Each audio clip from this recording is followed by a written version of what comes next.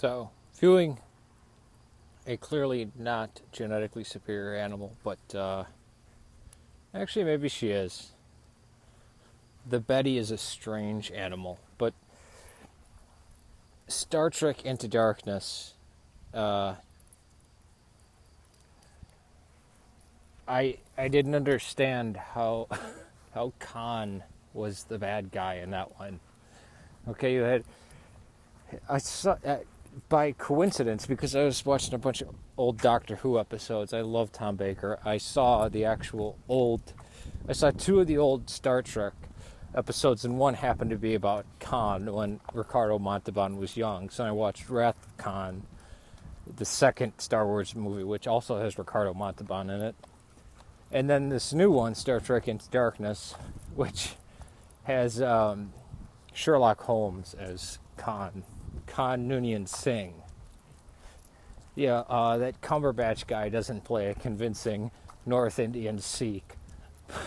But besides the point, everything he says in that movie, like if you follow it, like you follow the dialogue and the premise, everything he says in there is right and correct.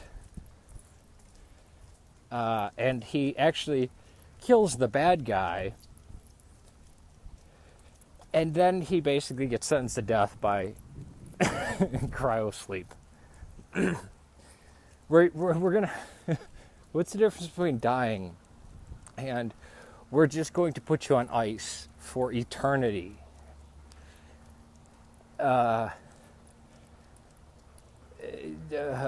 What? That isn't that worse than death? I thought that was worse than death. Like I thought a coma was worse than death, right? Like that's worse than death. So cryosleep. So everything he says in the movie is like just watch it and listen to the dialogue and everything.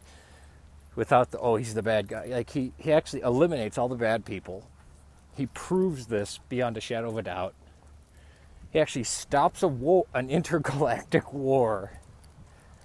And then him and 72 of his people who are presumably completely innocent, maybe they committed crimes 300 years ago, but the statute of limitations ran out, and by at least the premise of Into Darkness and the first episode, they didn't do anything wrong.